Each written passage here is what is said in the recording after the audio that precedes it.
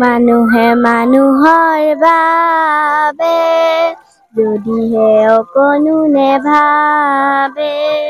ঐতিহাসিক আকাশীগংগা শিৱথানত বৰ্ণাঢ্য কাৰ্যসূচীৰে 5দিনীয়া মহাশিৱৰাত্ৰিৰ ব্যাপক আয়োজন কৰিছে। এই বৰ্ষত প্ৰায় 2 লক্ষাধিক ভক্তপ্ৰাণ লোকৰ সমাগম হোৱাৰ সম্ভাৱনা। শনিবাৰৰ পৰা আৰম্ভ হ'ব এই বিশাল মেলা। শ্ৰী শ্ৰী আকাশীগংগাত বৰ্তমানেও বিভিন্ন জিলাৰ পৰা লোক আহি সমবেত হৈছে আৰু আকাশীগংগাৰ বাকৰিত বৰ্তমানেও মৃদুল অসমৰ পৰিচালক জাকাৰিয়া আছে। পোনপটীয়াকৈ আমি তেখেতৰ পৰা অধিক তথ্য জানিবলৈ চেষ্টা কৰিম। নমস্কাৰ, আপোনালোকে চাবলৈ আৰম্ভ কৰিছে মৃদুল অসম আৰু মই জাকাৰিয়া। দৰ্শকসকল, বৰ্তমান মই উপস্থিত আছো হোজাই জিলাৰ আকাশীগংগাত আৰু বৰ্তমানে মই আকাশীগংগাৰ শিৱথানৰ বাকৰিত উপস্থিত আছো।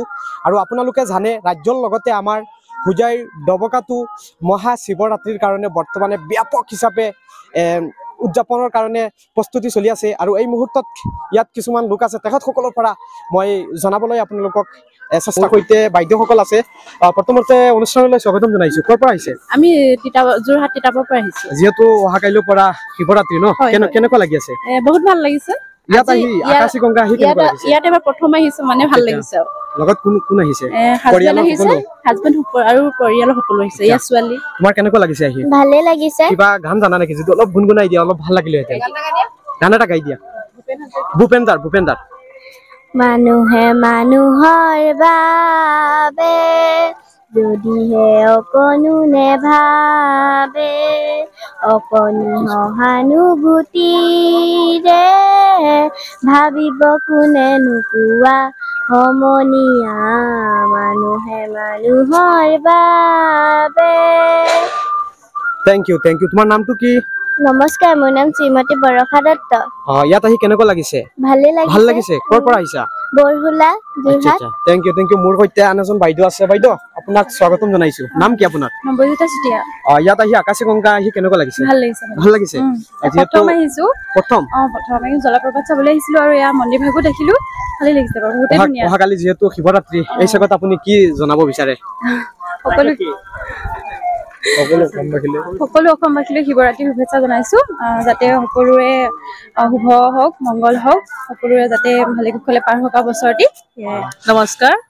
যিহেতু অহা কাইলৈৰ পৰা শিৱৰাত্ৰি আৰম্ভ হ'ব, ৰাজ্যৰ লগতে আমাৰ ডবকাৰ আকাশীগংগাটো হ'ব, হয় নে নহয়? আৰু আমি বৰ্তমান দুইজন আকাশীগংগাৰ শিৱথানত উপস্থিত আছো। আপুনি কি জনাব বিচাৰে ৰাইজক?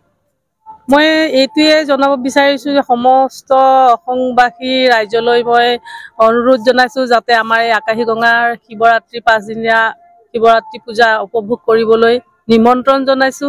তেওঁলোকে আহক, ভাল পাব। আৰু আমাৰ সদস্যসকল, সভাপতি সম্পাদক সকলৰ পৰা সকলো ধৰণৰ সুবিধা আছে ইয়াত। ৰাইজক আমি অসুবিধা হ'বলৈ নিদিওঁ। কিবা অসুবিধা হ'লে আমাৰ চিকিৎসা বিভাগ আছে, অসুবিধা হ'লে প্ৰশাসন বিভাগ আছে, আৰু আমাৰ কমিটিৰ সভাপতি সম্পাদক সদস্যসকলেও সকলো ধৰণৰ সহায় কৰে। এই বৰ্ষত কিমান লোক একত্ৰিত হ'ব বুলি? এই বৰ্ষতো বহুত লোক হ'ব, লাখৰো ওপৰ হৈ যাব পাৰে। কাৰণ কভিডৰ পৰা পিছত আমাৰ হোৱা নাছিলে। এইবছৰ লাখৰো ওপৰৰ যাত্ৰী আমাৰ দৰ্শনাৰ্থী দেখা যাব ইয়াত। যিহেতু বাহিৰা ডিষ্ট্ৰিক্টৰ পৰা আহিব লোকসকল, বাহিৰা মানে অসমৰ কাৰণে কিবা খোৱা বোৱা সুবিধা আছে, ইউৰিন, বাথৰুম, লেট্ৰিন, সকলো ধৰণৰ সুবিধা আছে। আৰু সৰু ল'ৰা ছোৱালীসকলক যিহেতু কুইজ কম্পিটিশ্যন দিয়া হয়, এনেকুৱা ধৰণৰ কিবা আছে নেকি প্ৰগ্ৰাম? কুইজ কম্পিটিশ্যন ৰাখা হৈছে, তাৰপিছত ভইচ অফ আকাশীগংগা ৰাখা হৈছে, আধুনিক নৃত্য প্ৰতিযোগিতা ৰাখা হৈছে অসম ভিত্তিক। আচ্ছা, যেহেতু কুইজ কম্পিটিশ্যন আৰম্ভ হ'ব, আমাৰ ভিডিঅ' যিহেতু চলি আছে, বহুত ছাত্ৰ ছাত্ৰী বা স্কুলৰ শিক্ষকসকলে চাব পাৰে। যদি আহি ইয়াত হেৰি কৰিব বিচাৰে, অনুষ্ঠানত অংশগ্ৰহণ কৰিব বিচাৰে, কৰিব পাৰিব। অসুবিধা নাই। কি কৰিব লাগিব? প্ৰথমতে আপোনালোকে ৰেজিষ্ট্ৰেশ্যন কৰি নাম এড্ৰেছ দিব লাগিব, আৰু ইমানেই আপোনালোকে দিলেই হৈ যাব, ৰেজিষ্ট্ৰেশ্যন হৈ যায়। কেতিয়াৰ পৰা আৰম্ভ হ'ব অহাকালি? অহাকালি আপোনাৰ ক'বলৈ গ'লে আমাৰতো আজিৰ পৰাই লাগিছে। আজি ৰাতি বন্তি প্ৰজ্বলন হ'ব মন্দিৰত। আজি ৰাতিৰ পৰাই মানে যজ্ঞ হ'ব। আৰু যাত্ৰীসকলে কালিলৈ আহিব, শিৱ পূজা কৰিবলৈ আহিব। আপোনালোকক ধন্যবাদ জনোৱাৰ লগতে অসমৰ ৰাইজলৈ আমি আহ্বান জনাইছো যে আজি 5দিনীয়া কাৰ্যসূচীৰে আমাৰ শ্ৰী শ্ৰী আকাশীগংগা শিৱথানত শিৱ চতুৰ্দশী উৎসৱ উদযাপিত হৈ আছে। আজি সন্ধ্যা বন্তি প্ৰজ্বলনেৰে আমি আৰম্ভ কৰিম। 18 তাৰিখৰ পৰা 22 তাৰিখলৈকে 5দিনীয়া বৰ্ণাঢ্য সাংস্কৃতিক কাৰ্যসূচীৰে আমাৰ এই শিৱ চতুৰ্দশী উৎসৱভাগী উদযাপিত হ'ব। গতিকে অসমৰ সকলো ৰাইজক আমি আমাৰ এই শিৱ চতুৰ্দশী ভাগলৈ আহি সাফল্যমণ্ডিত কৰি তুলিবলৈ আমি বিনম্ৰ অনুৰোধ তথা নিমন্ত্ৰণীৰ শৰাই আগবঢ়াইছোঁ। News desk, middle Assam.